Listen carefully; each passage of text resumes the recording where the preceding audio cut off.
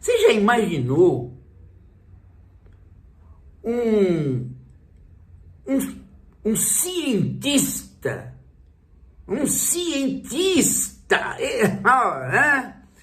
para dizer a palavra mais correta, um neurocientista, trabalha na universidade, não saber biologia? Também tem.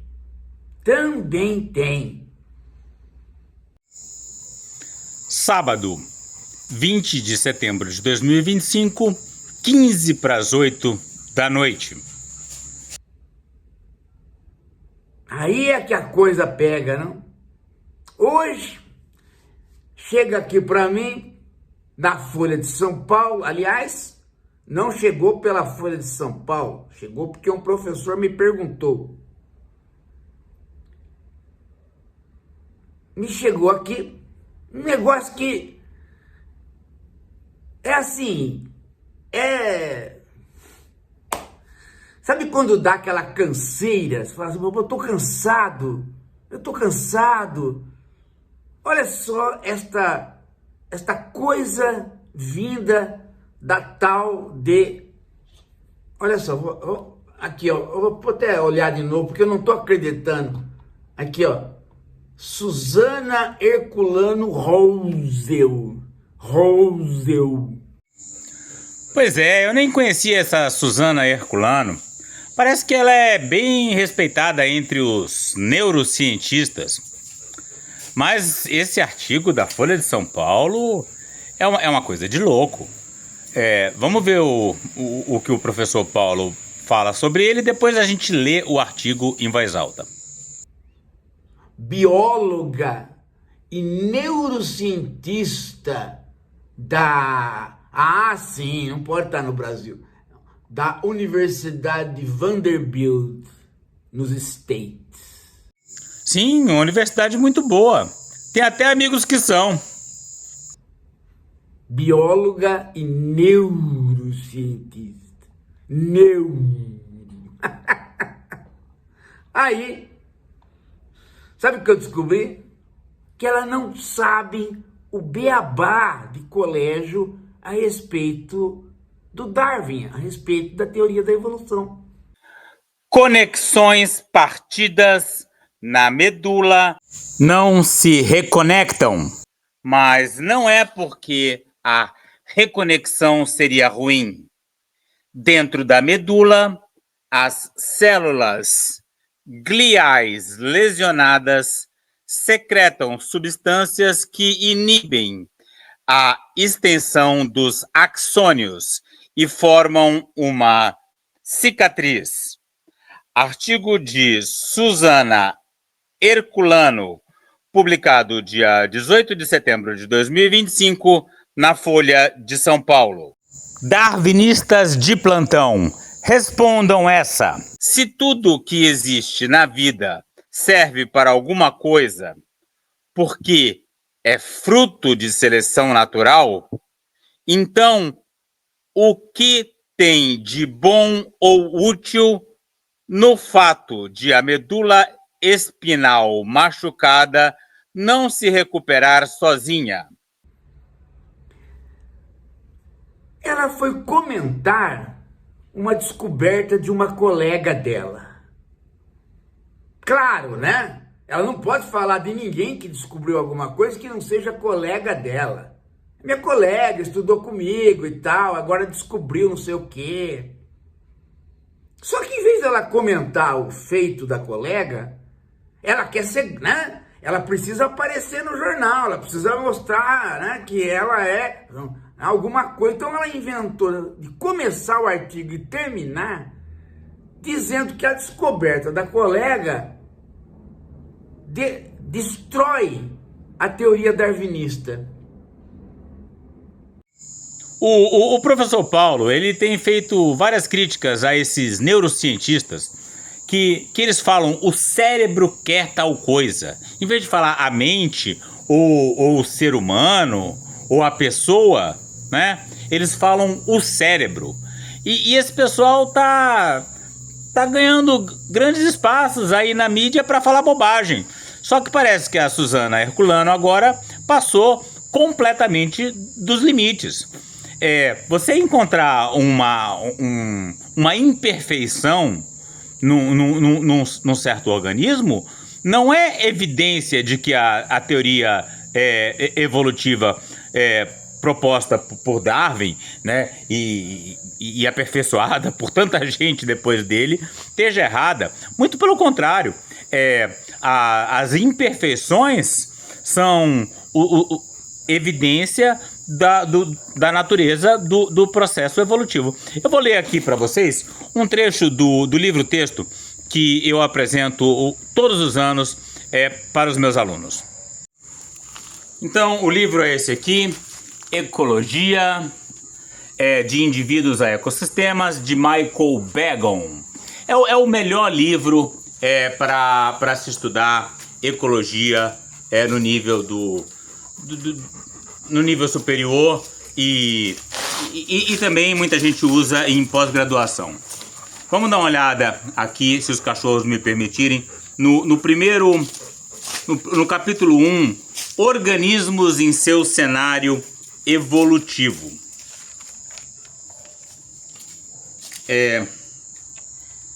Então, existe aí passagem sobre Darwin e Wallace, né? Os dois cientistas que desenvolveram paralelamente a teoria da evolução. E tem uma passagem aqui, uma pergunta, né? A evolução leva à perfeição evolutiva? Não, já adiantamos a resposta.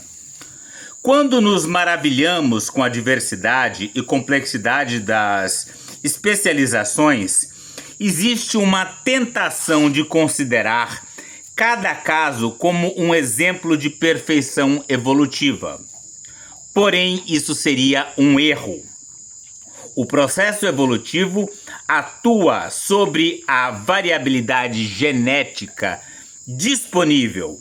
Consequentemente, é improvável que a seleção natural leve à evolução de indivíduos perfeitos.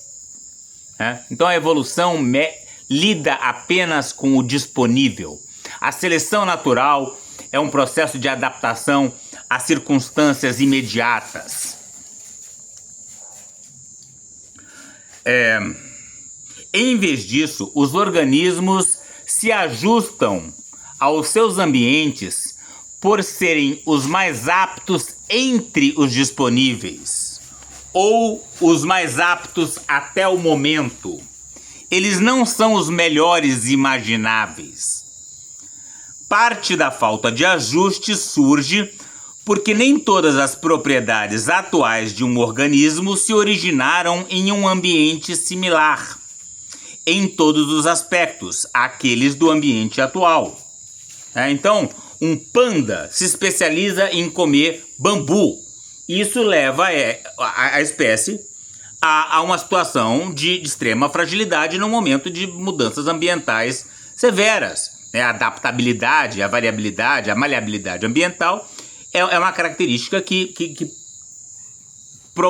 garante certo nível de sobrevivência para as espécies, né? Mas os pandas se adaptaram em comer broto de bambu porque foi vantajoso ao longo da sua história evolutiva.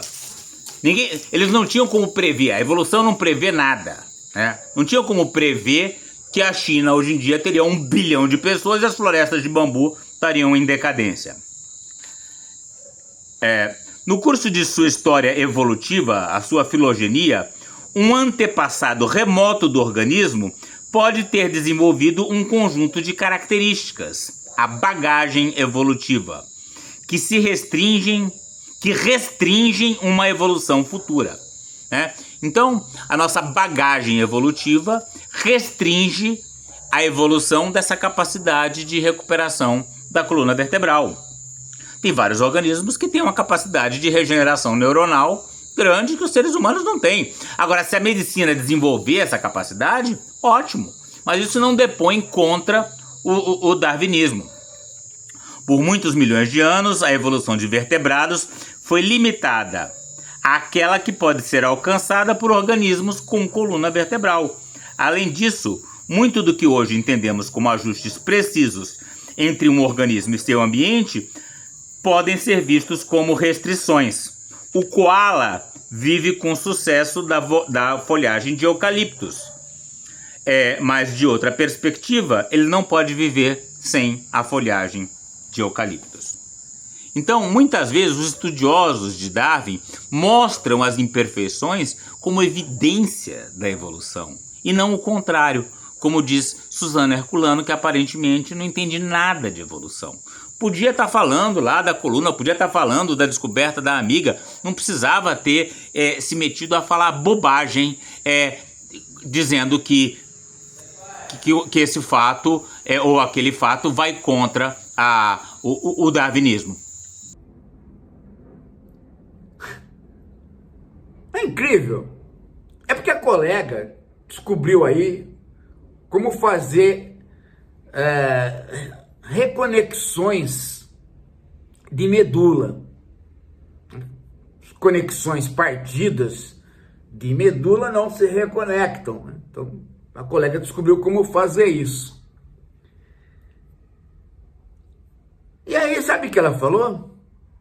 Pasmem. Há um monte de coisa que se regenera, há um monte de coisa que se reconecta. No entanto, nesta parte aqui não se reconecta. Tanto é que teve que descobrir como fazer. A Mariana já está aqui, já o que isso tem a ver com Darwin? E, por isso, deixar acidentados, paraplégicos e até tetraplégicos, enquanto nervos machucados são perfeitamente capazes de achar seu caminho no corpo e crescer de volta? O problema, em princípio, é o mesmo. Uma lesão, seja por corte, ferida de bala ou contusão, destrói os cabos, para usar o termo correto, os axônios, que ligam os neurônios a outros, que ligam um neurônio a outros. Um neurônio cujo cabo é destruído é como um computador sem internet. Funciona, mas mesmo que saiba o que está acontecendo localmente, não tem como agir sobre o mundo. Desconectado, um neurônio não faz mais diferença alguma para o corpo. Essa conversa toda aí tá bacana, podia ter seguido nessa linha, não precisava ter enfiado esse suposto questionamento à teoria da evolução de Darwin no meio. Um nervo é um dos muitos conjuntos de axônios espalhados pelo corpo que o ligam à medula espinal, a parte do sistema nervoso do interior da coluna vertebral, cujos axônios, por sua vez, retransmitem os sinais do corpo ao cérebro, e vice-versa. O corpo se mexe porque o cérebro tem axônios que chegam aos neurônios da medula, que, por sua vez, têm seus próprios axônios em nervos que levam sinais aos músculos. E, voilá, o corpo se mexe quando o cérebro manda. Se um desses nervos do corpo é machucado, a parte desconectada do axônio morre, criando o que para o cérebro é efetivamente um apagão naquela parte do corpo. Mas, aos poucos, o axônio cresce de volta, retraçando o caminho de antes, exatamente como um fio elétrico partido que cresce de volta dentro da capa. É um processo lento, de 1 milímetro por dia, o que, em termos celulares, é, na verdade, coisa pacas. Só que dentro da medula, nada feito. Por quê? Se por que significa como não, a resposta foi encontrada há 30 anos atrás, quando eu era doutoranda. Dentro da medula, as células gliais lesionadas secretam uma série de substâncias que inibem a extensão dos axônios e, ainda por cima, formam uma verdadeira cicatriz no local, que age como uma barreira física. E se por que significa para que serve não regenerar, a resposta era por quê? O risco de neurônios lesionados se conectarem errado deve ser grande demais para valer o risco? Aí que vem a Tatiana Sampaio, neurocientista de quem eu era colega no Instituto de Ciências Biomédicas da UFRJ. E não só teima que deve haver um jeito de contornar esse impedimento local dentro da medula, como faz isso com uma polilaminina, uma substância que todo laboratório que cultiva neurônios tem. E ainda mostra que não há problema nenhum em reconectar axônios dentro da medula lesionada. Muito pelo contrário, o resultado é justamente aquilo que todo mundo sonhava ver, que é uma lesão da medula deixar de ser condenação à cadeira de rodas. Ou seja, a lógica darwinista que explica tudo o que é e até o que não é, com alguma serventia, está mais uma vez furada. Furada é essa suposta crítica à lógica darwinista. Quem disse que qualquer coisa tem a sua função? A gente tem aí os sisos que a gente tem que tirar, que são um problema. A gente tem o apêndice. Hoje em dia eu não conseguiria enxergar de longe, porque eu tenho miopia. Tem tanta coisa que não tem utilidade, ou então que é até prejudicial ao nosso corpo, né? Aquela volta que o nervo da laringe, da girafa faz, porque a contingência evolutiva fez com que ele tenha que descer aquele pescoço imenso e subir novamente. Isso tudo são circunstâncias derivadas do processo evolutivo. Essa mulher não entende nada de evolução. Eu tenho a impressão que aí nos Estados Unidos, lá nos Estados Unidos onde ela está, ela se envolveu com aqueles fundamentalistas, aquele pessoal do design inteligente, aquele pessoal religioso, porque se a evolução darwinista não está certa, o que está certo então? A criação divina? Fala sério. Olha só, eu vou ler para vocês verem o que isso tem a ver com Darwin e como essa moça, né, muito provavelmente, já a essa altura do campeonato lá nos Estados Unidos, talvez já esteja internada numa clínica de tratamento psicológico. Porque veja só, Darwin, olha como é que começa o artigo. Darwinistas de plantão, respondam esta. Nossa, para a quinta série. Quinta série. Se tudo que existe na vida serve para alguma coisa, porque é fruto da seleção natural, então para que serve o Bolsonaro? Para que serve a Suzana Herculano? Aparentemente não serve para muita coisa.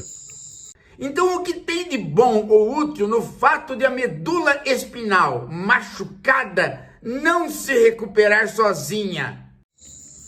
O que tem de bom ou útil na gente não conseguir voar, na gente não conseguir respirar debaixo d'água?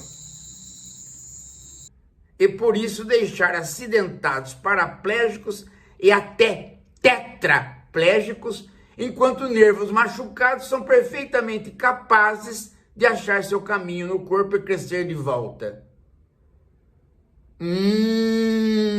Ela faz.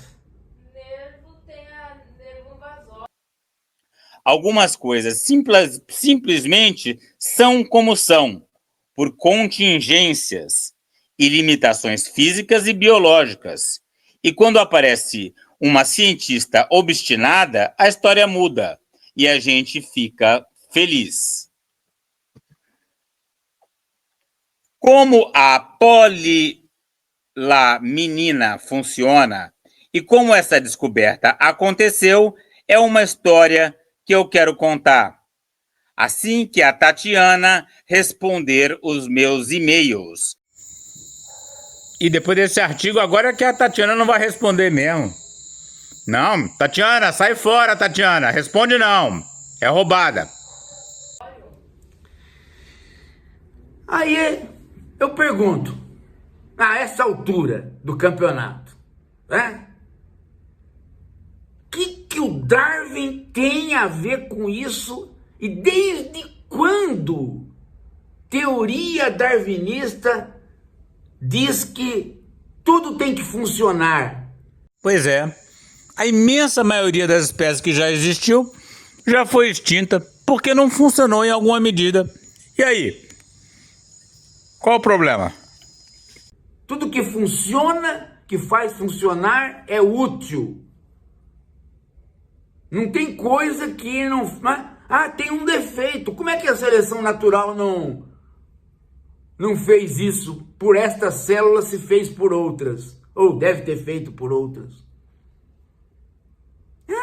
O que tem a ver uma coisa com outra?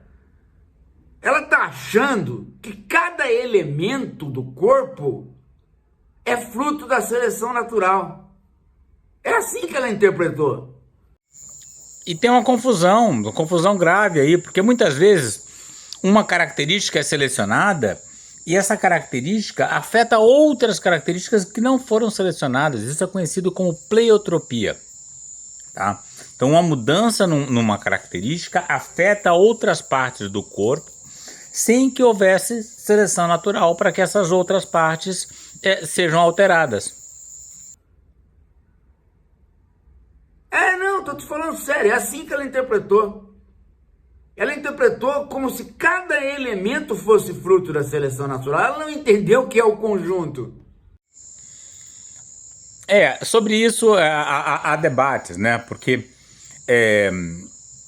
muitos evolucionistas consideram o gene como a unidade de seleção natural, né?